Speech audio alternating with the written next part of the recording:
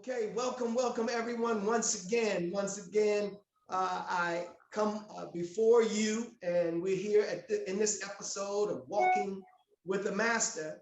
And in this episode of Walking with the Master, we get a chance to do a flashback at a couple of doc students, and these are grandmasters in the system. And I wanted to definitely give you all out there an opportunity to hear and feel them again. But let me just introduce them to you. We have Grandmaster Tom Curry here. He's in the Staten Island area. That's Staten Island, New York area. So welcome, Grandmaster Curry. Us. Welcome, Joe. Good. And we have, I'm sorry, say again? Thank you for having me. Oh man, thank you for being present. And we have as well, once again, Grandmaster George Logan out of the Connecticut area. That's that New England, it's called the New England area, right? Yes, sir.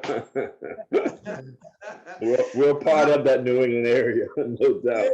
Yes, indeed. Well, that's Grandmaster George Logan. Let's welcome, sir. Yes, aye. Yes, thank you for having me. Yes, sir. Thank you for being present.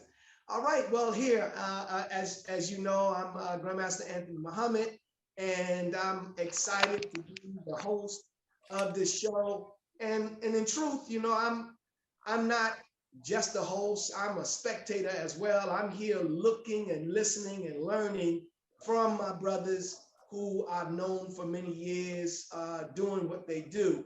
And this particular show is really dedicated, it's always dedicated to Doc, but in this particular sense, this show is dedicated to those who, you know, set up opportunities for others to come in line and study under Doc, which is seminars that we actually had. Now, not only did they put on seminars, they trained with Doc, you know, under his tutelage, but there was a specific aspect that, you know, these two gentlemen actually did, and they gave seminars. They produced environments, one, for Doc to actually receive benefit from his training, and also they gave the opportunity for others to receive the benefit of Doc's training. So I gotta say I'm one of those as well, and I'm interested to hear like you all are. So let me start off, Grandmaster Logan. Let me start with asking you. I mean, when did you start giving seminars? Do you remember when you started putting on seminars for Doc?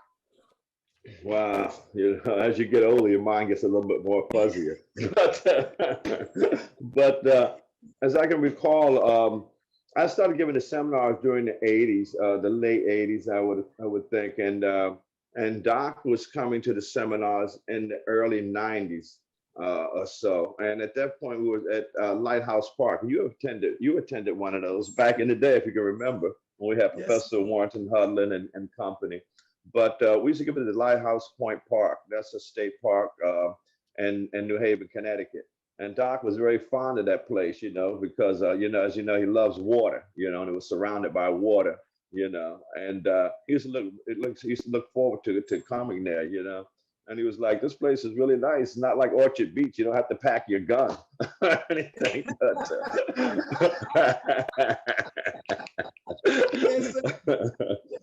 But yes, we started and you know, I would assume it was the early '90s that Doc first started coming to the seminars there.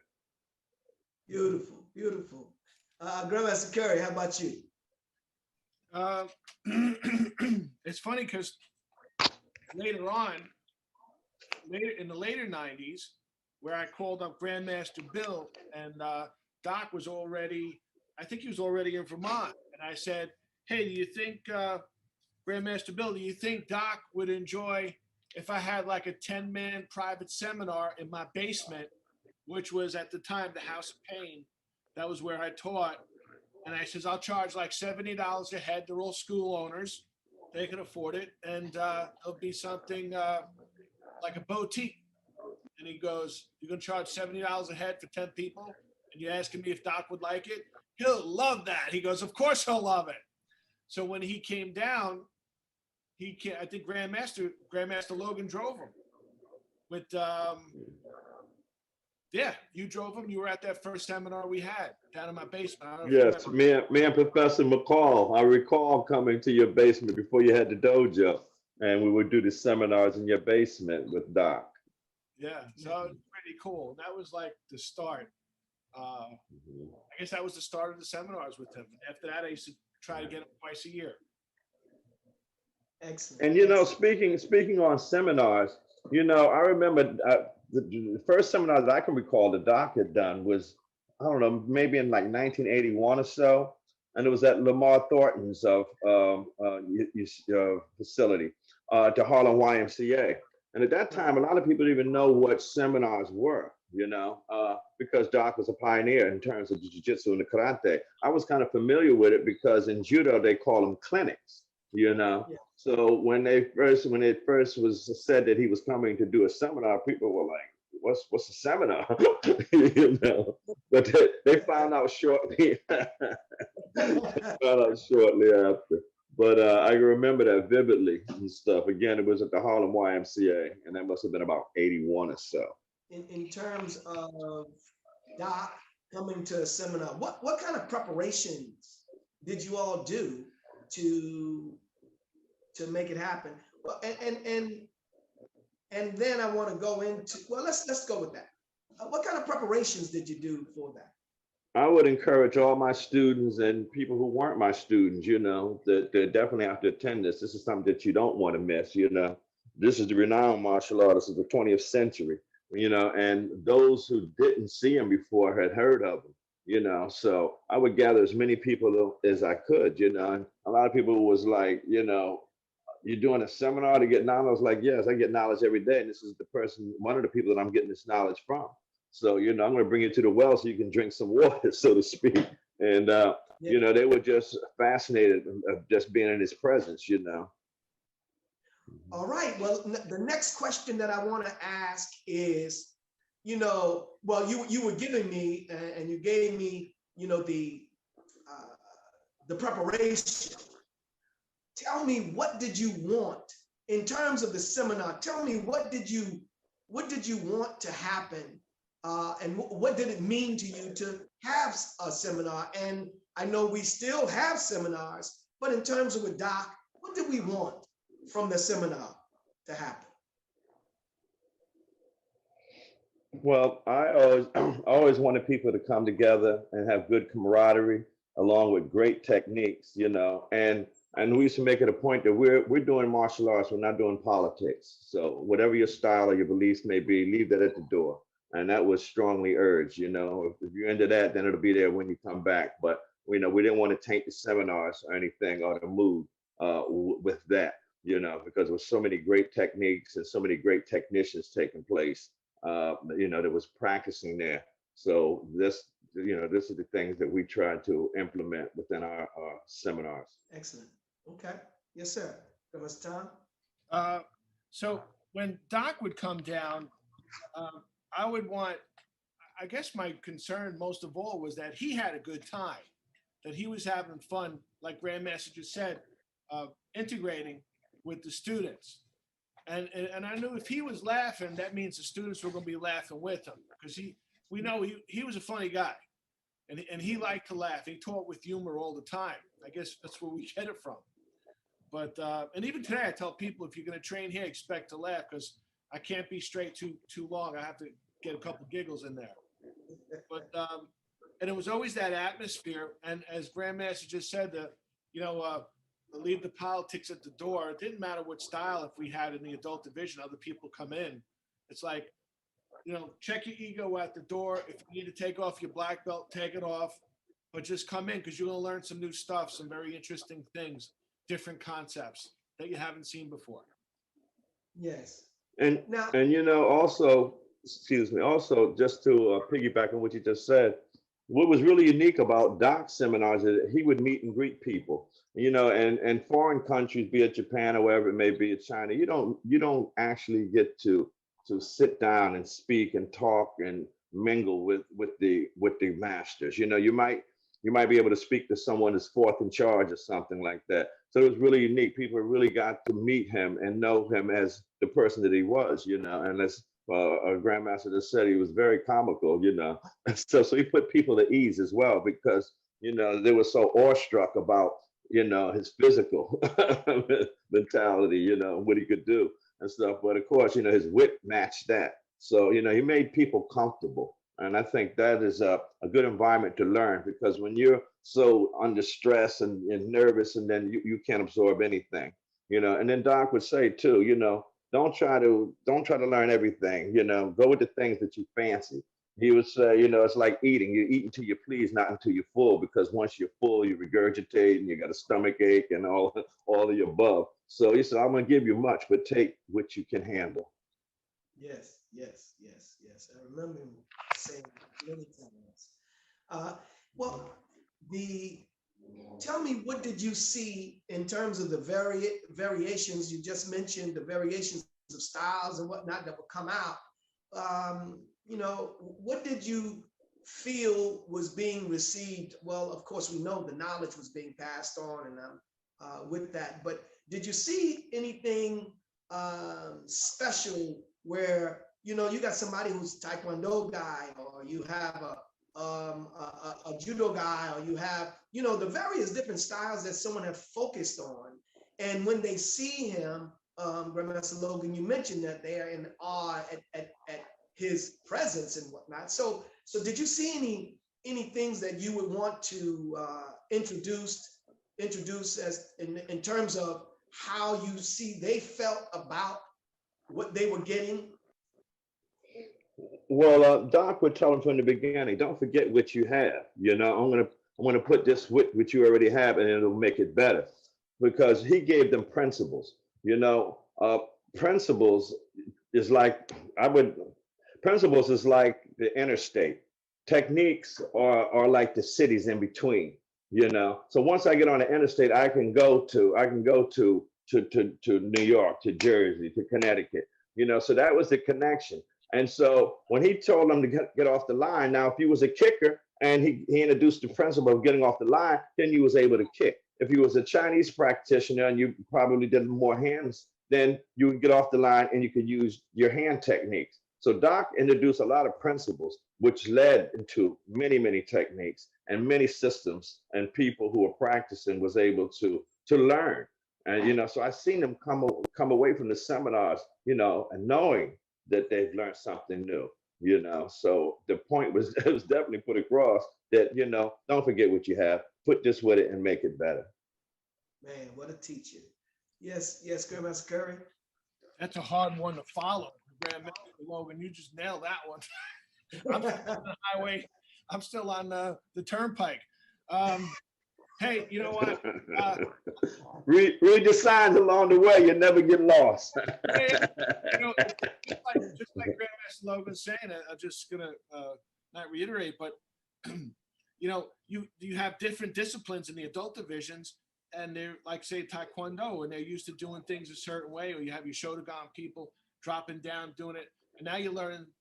He's like, all right, you're gonna move this over this way, and he'll go into his technique, and we're all learning something different. So, we were in those seminars. I was in that seminar trying to replicate, working with his masters, working with his shions and so on.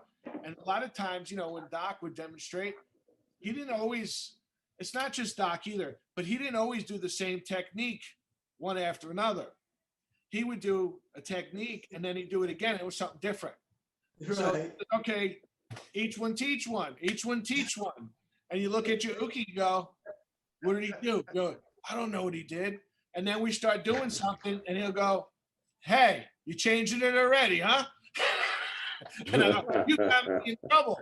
But it was just, it's free. We forget sometimes martial artist, the artistic part of what it is we do. We all do a little differently.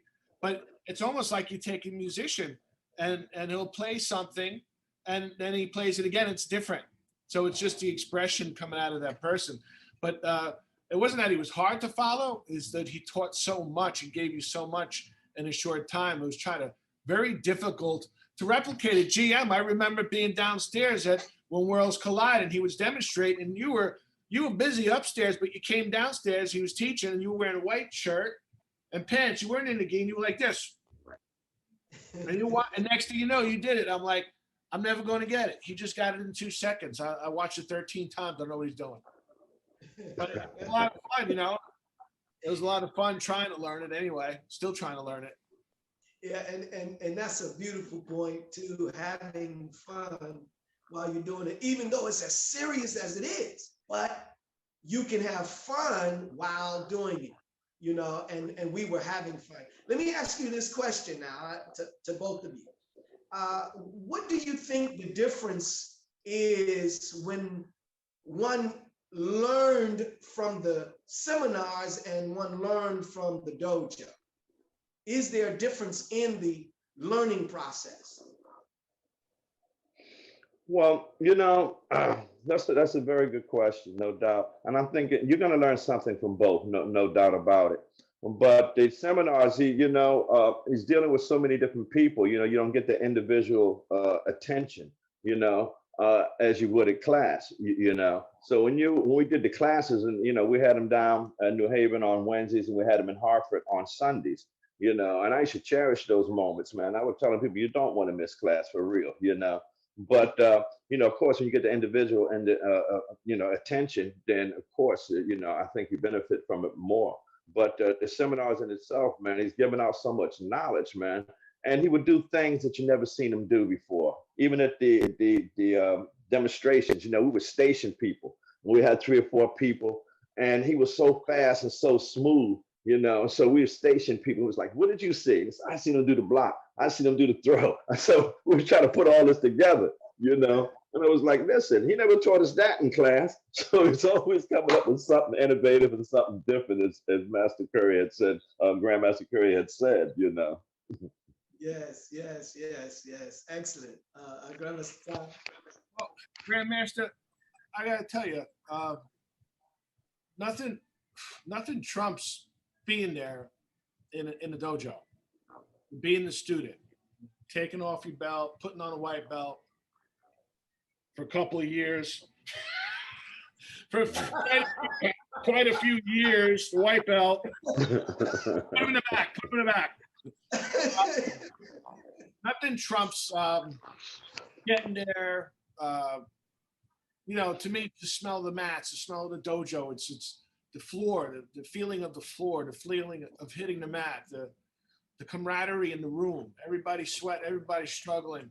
You're hearing life lessons as you're going along. Every class, Doc would come out, he'd come out with whatever he was thinking about. One of my favorite is he would talk about religion, which is, don't talk about religion. Why? We're humans. We're allowed to talk to each other, and he'd say, hey, you got to believe in something. And things that would hit home. So you can't replace that. That makes you a student. That's a true student. The seminars were nice or wonderful because now you get, like GM just said, you get to see something different because he's going to go there, he did go, and he had something in his head, or maybe he wasn't thinking of it, but once his individuality, his artisticness would start to flow, then you would start to see things that maybe you haven't seen before. And now you're working out with a whole new group of people. So it's a different learning environment. It would be like seminars with the icing on the cake, but they were not the cake. You can go to a seminar and learn a whole bunch of stuff, but you're not an ingredient in that cake unless you've been down in that dojo taking the ass whooping. That's right. So, lack of a better word, I stole that from Grandmaster Bill. Sorry, Grandmaster. I took that. Everybody, I took that. So it's different, but we all love the seminars. Doc said years ago, I says, a lot of us compete. I says, a lot of us like competition, and we grew up this way. And he said, why would you put your students through that when you're going to go in front of a judge who's going to be biased towards his own student and your kid's going to get ripped off. He goes, just go to the seminars. He says, everybody's happy. So that said, I like the cake and I eat the icing too. I like the icing. Yeah. No, go ahead, Grandmaster. Also, to piggyback also somewhat of what you just said too, what was very unique about Doc? He was the first and only person I knew to introduce his students into the seminars, in terms of them teaching, he was like, how many other, grandmasters or whatever, will let you walk beside him and not behind him, and that's what made it really unique, because people like yourself, GM Anthony and GM Tom, you got to put your version, your flavor on it, so it's, it's also almost like a stew, so to speak. You get a little bit of this and you get a little bit of that, whereas other seminars is just a governing person that's going to be demonstrating, and that's that. So I thought that was very unique as well. And and he was definitely credited for letting his students teach their skills on the mat as well. Yes, which is unusual in that arena, because whoever is the primary want to stay primary all the way through it. But he would definitely give the opportunity, because really it was beautiful, because they got a chance to see him through other eyes, and that's a blessing. That's beautiful. So yeah, I mean, that was he was definitely innovative in how he presented, because he would walk into the room and like you said, Grandmaster Curry, that what he was thinking about, or maybe he wasn't thinking about anything. And when he walked in, he felt what he needed to teach. When he saw who was there, it just inspired him to go a certain way. And but he would always say too that God is his teacher, and he was inspired by God to present whatever he presented, but he was definitely a conduit that I know we are all appreciative of. So in terms of when we were talking about the those who study in the dojo, you got personal, you got a personal opportunity to be there in the field, because the exercises were not done. You clearly weren't getting the exercise part of class in the seminars. You get a little taste, a little peek into what would happen in the dojo, but in the dojo, see, that was the other part. See, now if you didn't take from the seminar and then make it something where you really trained on it, then I think you lose. Something can be lost, because there's a part of the body being in condition and going through the conditioning process that helps you to learn also a little different. What do you think about that? Most definitely. Body and mind is one, and you have to have that connection, no doubt about it. And Doc's exercises, as you stated, was so unique. So people who just came to seminars may be witnessing that for the first time. And they were like, oh, excuse my word, but granted, we were getting that on a daily basis. But, Doc was very clever, man. You would get a guy that could do 300 push-ups, and he'd get down and boom, boom, boom, and he's bouncing his chest off the floor, and then Doc would say, listen, put your hands out above you at 12 o'clock, make a diamond shape, raise yourself up on your fingertips. Let's see how many you can do. So it would break your ego. I mean, some of the exercise he would do. He'd be in a horse stance, and then you have to imagine yourself touching the walls. And and he would go out in the hallway and take a break and talk to friends and stuff, and come back. And when he came back, you better be in that same stance that he left you in. So his exercises were very unique, no doubt about it. How about putting you're standing and then lean over, put your finger down on the mat, lift your leg, lift one of the legs up in the air and stay there. I remember him doing the leg swings like that as well. You put down, for under cues, you put your hand down on the black belts, and above, he wants you to balance yourself on your fingertips, and you do the leg raises till he gets tired. I love it. I love it. I love it. So, yes, sir. Yes, sir. Go ahead, Grandmaster Kerry. When you think about his eclectic exercises, and you look at like to us like kettlebell swings, they're different. Those exercises they're doing are different, and even the CrossFitters, their exercises are a little different. It's not the normal lift the weights and then go run 5 miles or do 100. So he was really ahead of his time. We're just doing, all right, you can do push-ups, you're doing push-ups. No. I remember one time, we were doing reverse push-ups where the guy, you're holding his legs up and you're on the floor and he's doing push-ups off of your legs. And then you just roll over. I mean, where was he coming up with this? And then he wanted you to do it, and it was, I remember, I might have said this once before, we were doing push-ups. He wanted like 30 push-ups. And I was like, he goes, somebody in here didn't do 30 push-ups. So I kept my mouth shut, and everyone started to look over at me.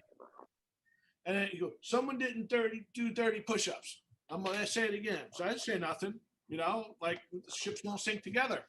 So he goes, Tom, did you do 30 push-ups? I go, I didn't even do 8. I was waiting for you to come down to 8. 8. And then I saved the room because he started cracking up. He goes, I got you around. You tell the truth. I said, okay. Yeah, and that's a good thing. That's a good thing to instill in exercise in your students. And at the time, 2-hour classes, you can get a lot more done. Now it's just like people go, can you turn the air conditioner up a little higher?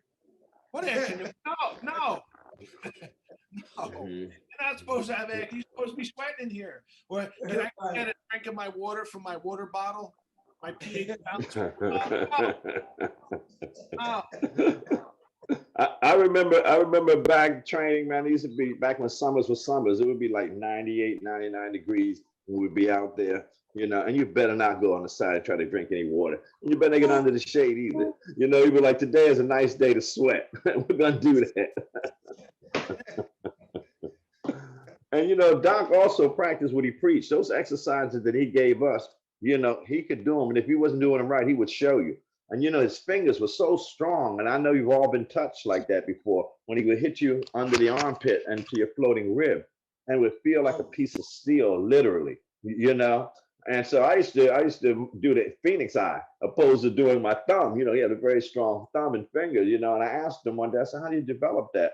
He said, I used to read the New York Times. He said, and after every page, I would take it and I would curl it up in my fingers and I would squeeze it hard as I can. I did isometrics with that. And that's how I built the strength in my fingers.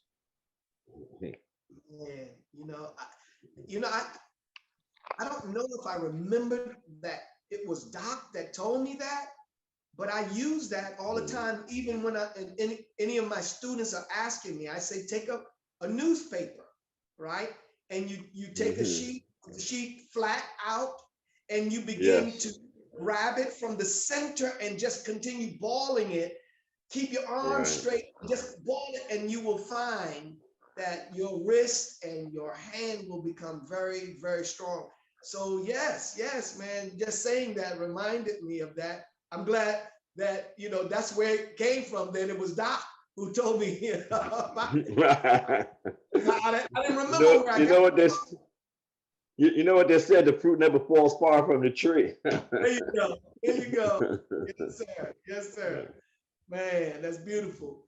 So let's kind of go into, I want to go into you all's life again, and just tell me some of the things that you're doing with your students. I try to keep it, of course, I don't think today that they can train like we did yesterday, but I try to keep it pretty much in that text, I created a number system back in the day and stuff, and it was very helpful for Soki Littlejohn when he developed Kumite Ryu in 1979, early 80s and stuff. And with that being said, I used to, when Doc used to teach you technique, he would give you the freedom, to finish that technique. And then, and so I would tell him, in all due respect, I want to learn the technique the way that you do it. I want the blueprint to that. And after I understand that, then I can put my touch on that.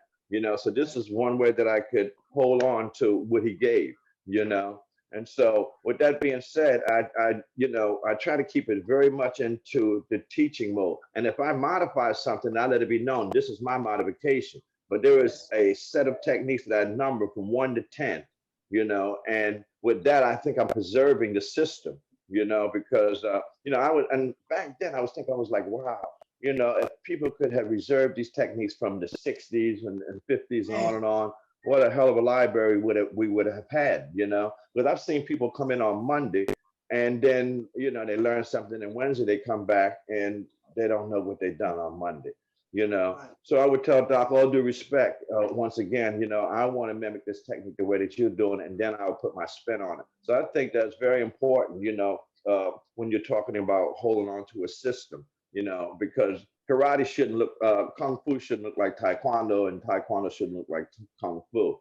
So, I try to keep the techniques, and as well as his pictures, along with Professor V, Soki Littlejohn, and Doc on the wall before any kicks, punch, or throws are done in my dojo. When they first come in, I introduce them to my wall, and I let them know that this is the founders of the system, and this is the system that we're doing.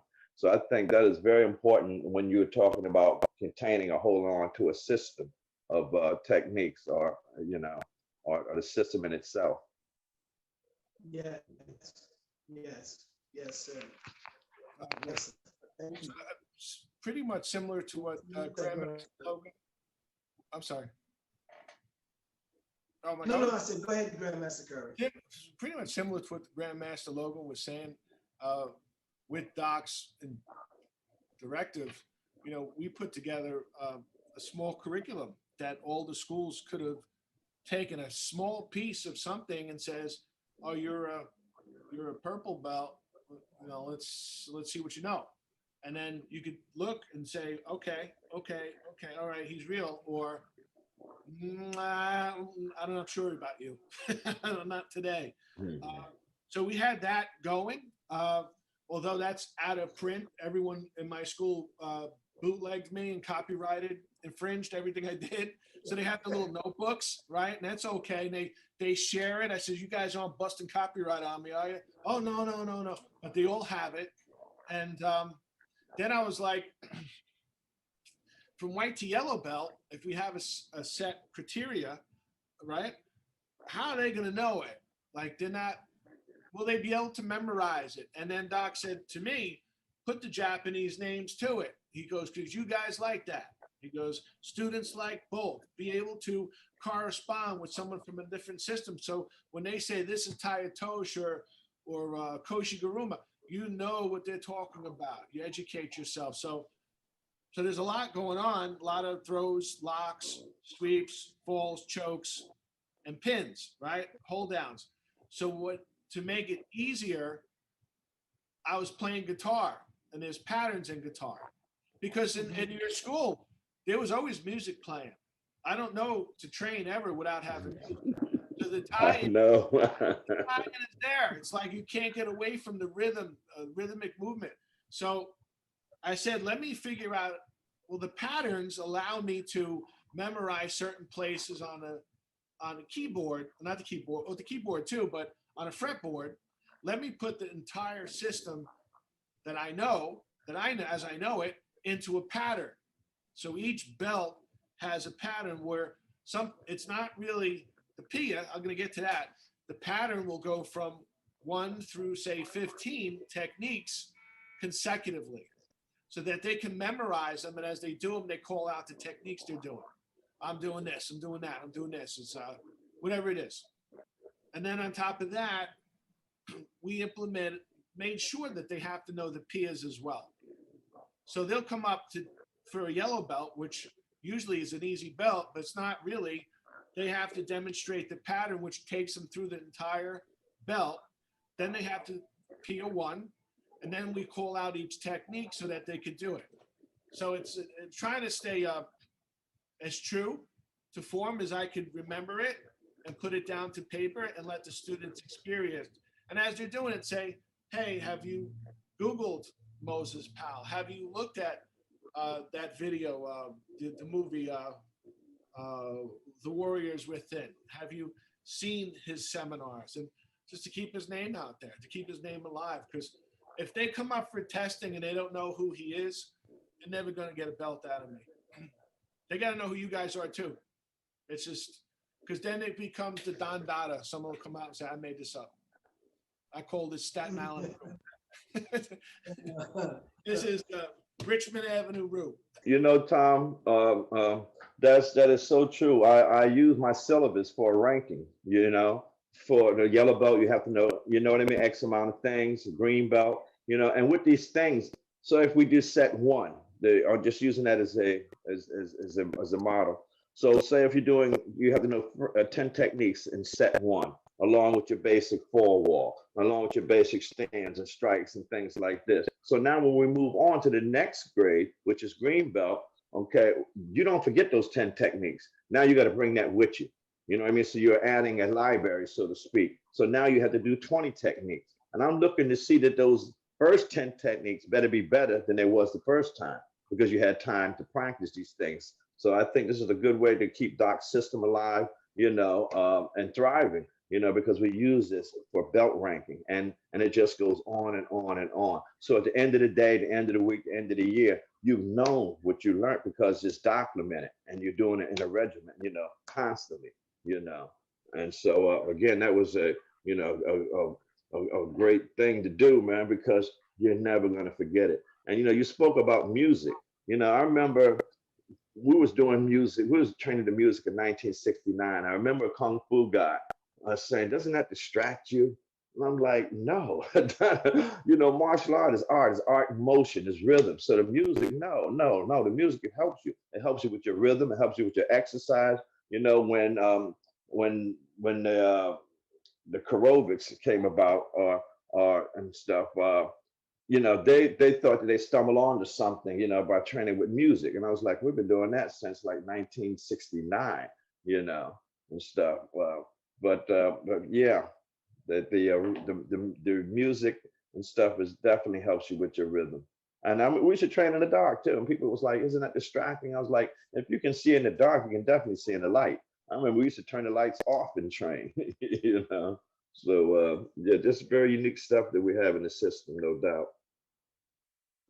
Yeah, and speaking of the turning the lights out, I remember that as a child in the dojo on back on 125th Street, that when we were training, you know, there would be some times that happened, you know. So when I had opened up my first official school, I mean, I had school at St. John's Recreation Center back in early days, and where, you know, you're in the center. But when I opened up my first location back in like '82, it was on Rogers Avenue in Brooklyn. And I opened up 2 storefronts actually that I had gotten. But I wanted to just say that there was a couple times that I practiced, we were practicing in the dark, but it wasn't really because I turned the lights out.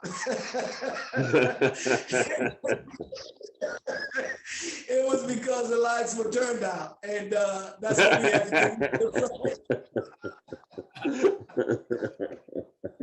That's what happens when the bills don't get paid, right? That's it. Like I said, it was my first dojo. And, some may have thought it was a blessing. We're training by candlelight tonight, right? That's right. He's something else, man. He's teaching us really the China stuff. Yeah. But no, that's some great stuff. So again, students, give me Speak about some of your students that you feel really expound what it is that you are presenting to them, and you believe Doc would be really appreciative of them, of what they're doing.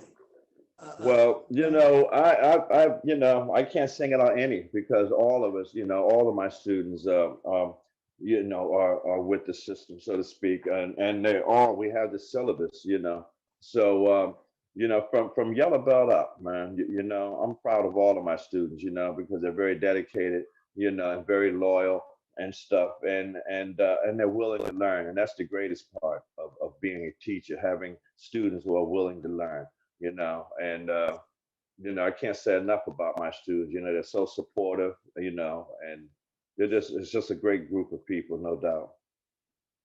Excellent, excellent. Thank you. Grandmaster Tom? I hate to piggyback on that one too, but I would have to say the same. I think he would be proud to come into the schools and see us practicing the thing he created, and eager to learn and laughing. Like they'll be on the other side of this curtain, and I hear laughing going on. I'm like, sounds like they're doing Sanukas. It sounds like a dojo. I would be, had he been around right now in body, I think he would be happy to be bouncing into the schools and seeing people. Anyone I would like to, like Grandmaster said, introduce him to all. Of course, you've seen your guys, Master Parker, Master Sensei Kuzianik, the hardcore, but he'd want to say, where's your black belts? Good. Where's your underbelts? And he gave, like Grandmaster Logan said earlier, he gave everybody attention. He gave like a meet and greet. So it didn't matter if you were a beginner or some high-ranking poobah. He was gonna come over and talk to you. Master Curry, I remember when Doc first found out that I was doing the sets, preserving his techniques. We're sitting in his living room, and I bought him a VHS tape because that's what was happening then, and it was the techniques that I learned, and he was beside himself, so to speak. He was like really emotional, and he was like, "Wow, that's a hell of a thing." He said, "You took the time out, you took the time and effort to reproduce what I've given you, and you're preserving it." And I remember Gina had called me and stuff later on and said, Doc damn near cried. He was so proud that you were, you know what I mean? That you took what you give him and you reserved it, and you're trying to pass this on to other students. And let me tell you a funny story about that too. Also, we were watching the VHS tape in his living room, and in the latter years, Doc was taking care of his mother, and she had Alzheimer's, so she would come and go. But I remember when we was watching the VHS tape, and she looked over, so Doc was like, "Wow, that's some beautiful stuff, man. You got it down from A to Z."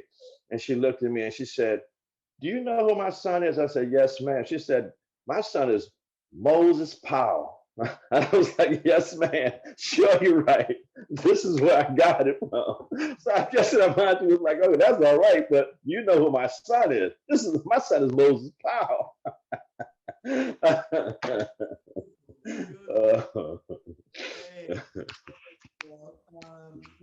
This to mention, I just made me think just now. I was just thinking about when I got Doc to come on down to Chicago in '96.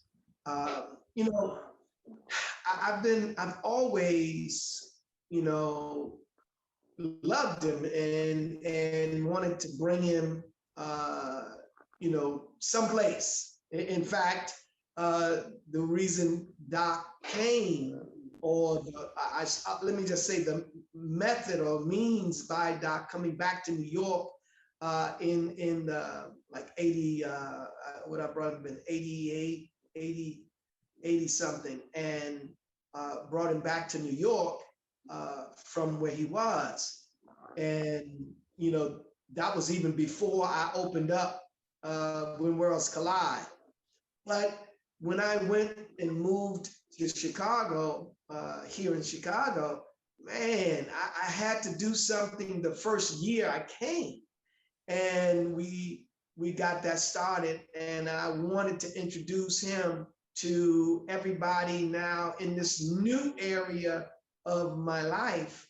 And it was beautiful. I'm just getting some of the material from that first training, and I'm just looking forward to helping them to understand by presenting you all to them as we're doing right now. So we keep Doc alive because he's alive in us, and the more the people get a chance to see you and to know you, the more they get a chance to know Doc. Because I'm telling you, that's what they're telling me. They are learning more about him. Even though they're talking to you, they see you talking to them, they are saying that they are learning more about him because of you all. So I want to personally thank you all for doing what you do, continuing to do that. You're going to do this for the rest of your life. It's clear. There is no retirement. It is just getting others to become, to take on the mantle and continue to promote, so that as long as we're living and the idea of us is living, we're going to keep him alive. Would you agree with that? No doubt, man. As long as I can breathe air, man, I'm going to let people know, where it came from, and it was definitely Dr. Moses Powell, no doubt about it. And I might add too, Grandmaster Anthony, you are one of the chosen few among myself that he really let videotape. As you know, that him and Soaky Little John don't like you to videotape. But I was privileged, along with you, to be able to tape, these things. And I would tell them, this is for the future. This is for the people, you know what I mean, that hasn't even joined yet. And this is how we're going to preserve this. And I need this to go home and study so I can represent you in my best ability. So again, you were one of the fortunate ones that he would let tape as well. Yes, sir. Yes, sir. Thank you. We were one of the fortunate ones. Yeah. Too.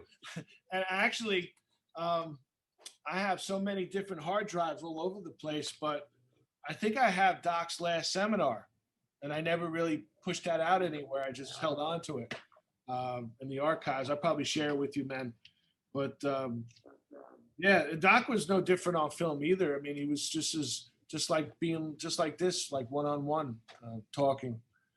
But yeah, there's no reason to forget a great man like this, and to give credit where credit is due. And even the outside systems that you say, oh, that looks a lot like Sanuka's, probably because Sanuka's touched that system somewhere during their lineage as well. That particular flow of Sanuka's, I didn't see that before I saw Sanuka's, but since I've been in Sanuka's, I've started to see more of it. And that's something that, and you'll see it in all different kind of art forms. It's like somewhere along the line, someone crossed that line, or seen that, or maybe went to a seminar and picked it up. He touched a lot of people, as you met, have touched a lot of people. And still, Grandmaster Logan, with your videos, it's my whole school knows who you are. They watch it. And Grandmaster Anthony, like, I got to stay up on your podcast because I got to be able to answer my students' questions. When they say, hey, did you see that last episode with Soaky Littlejohn? And he said, I go, yeah. And he said, so I have to watch it. Very entertaining. You guys are really pushing hard. And Grandmaster Tom, I think I speak for Grandmaster as well. We would love if you share those videos with us from the seminar. I got the basement seminar when you were there. Wow. He used to come over. Like, I'd go kidnap. That's some vintage material. Off of Pennsylvania Avenue, I'd go over to come and get me. I'd go over there, kidnap them, bring them back for Saturday class, and then when everyone would leave, we would do private stuff. I have some of that too, downstairs. Well,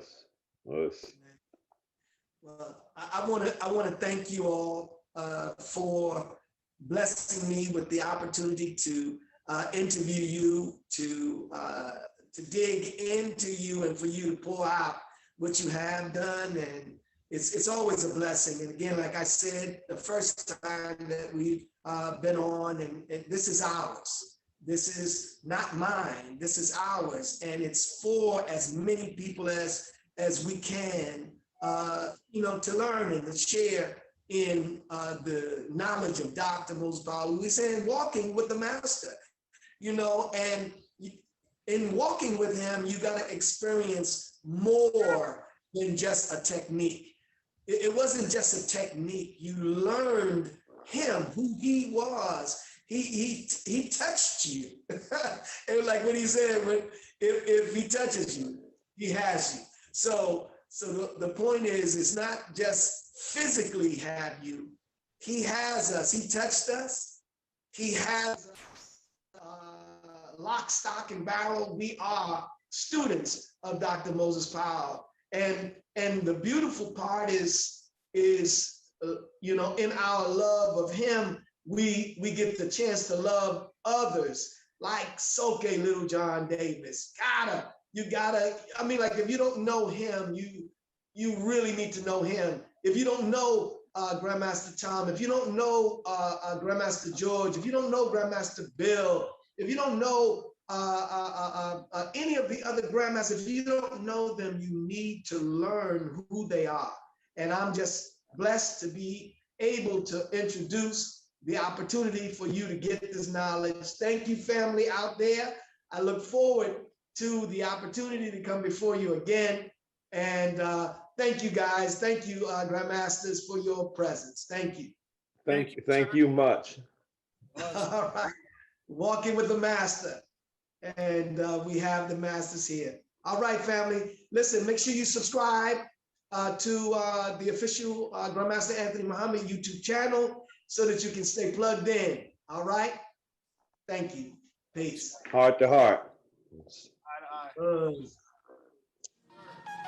Every student of a master here today, you reflect your master teacher. You want to walk like him. You want to talk like her. But you start by having an object in front of you that you admire.